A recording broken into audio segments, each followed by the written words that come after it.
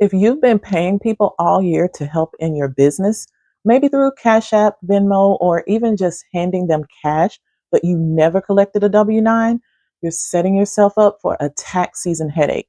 And trust me, you're not alone. A lot of business owners don't realize the importance of collecting the correct paperwork before a contractor ever lifts a finger. But don't worry, we're going to fix all of that today.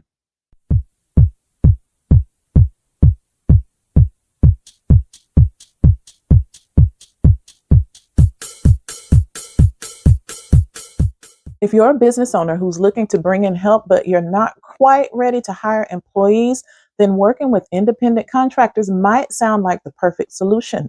And honestly, it can be. But here's what most business owners don't realize: hiring a contractor isn't as simple as paying someone through Venmo or Cash App and calling it a day.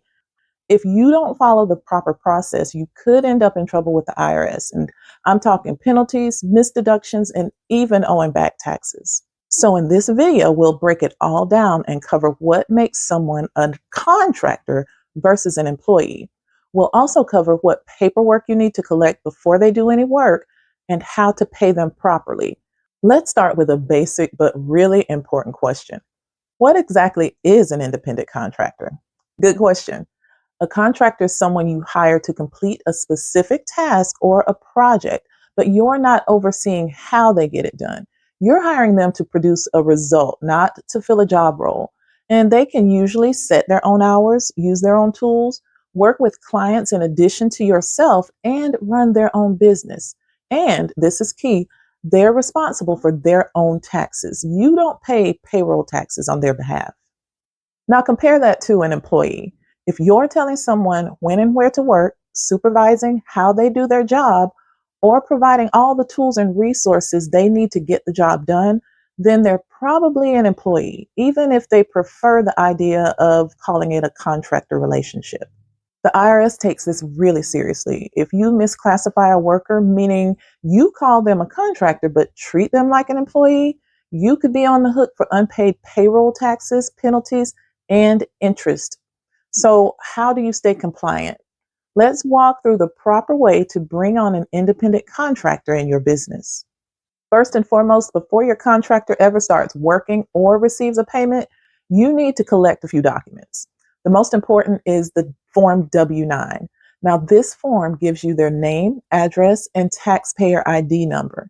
You'll need to issue a 1099 at the end of the year if you pay them $600 or more. So that's why this form is critical. And here's the deal. If you don't collect the W-9 form up front, not only will you struggle to issue that 1099, but you may not even be able to deduct the payments you made to them as a business expense.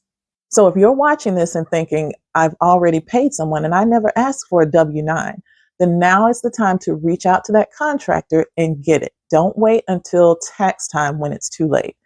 I suggest also requesting either a resume or a contractor application. So even though they're not being hired as an employee, it's still smart to have documentation of their experience and qualifications. And you absolutely need a signed independent contractor agreement.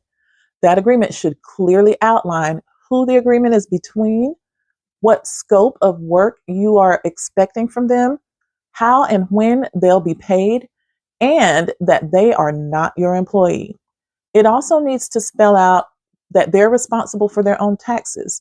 They need to know that they control their start and end date and how the agreement can be terminated. Depending on your industry, you might also want to include a background check authorization or a non-compete clause. Once you've collected those documents, make sure you keep them on file for at least 3 years. Now let's talk about payment. It's really important that you pay your contractors from your business account, not your personal account. Don't pay them in cash and don't mix business and personal funds. Use a payment method that's tied to your business and can provide you with a paper trail. That could be PayPal for business, Zelle from a business account, or even payroll platforms like Gusto or QuickBooks if you already use those. The key is to make sure you can clearly track those payments for tax purposes. Next, you need to be prepared to issue a Form 1099 NEC if you pay that contractor $600 or more during the year. This form needs to be sent out by January 31st of the following year, and you can complete it manually, but I recommend using an online service or an accounting professional to handle that for you. Now, this part is crucial.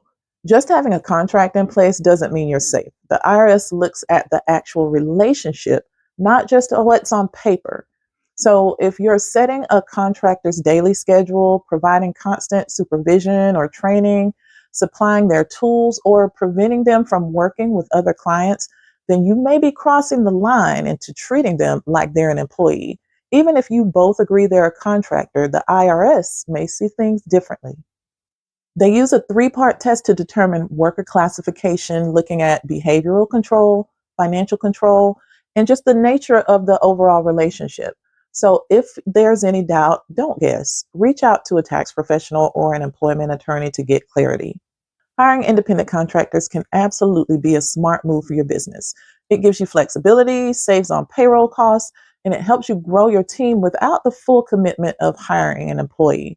But you have to do it right. So here's what I want you to take away. Collect a W-9 and a signed agreement before any work begins. Keep good records. Pay from your business account, not your personal account, and track every payment you make. That way, you can be sure that you're not treating your independent contractors like an employee. To make it easier, I've created a free contractor tip sheet that outlines everything we just talked about in a simple checklist format. You can download it using the link beneath this video. This is Tasha with West Financial Services, LLC. Follow us for more tax strategies and education for small businesses.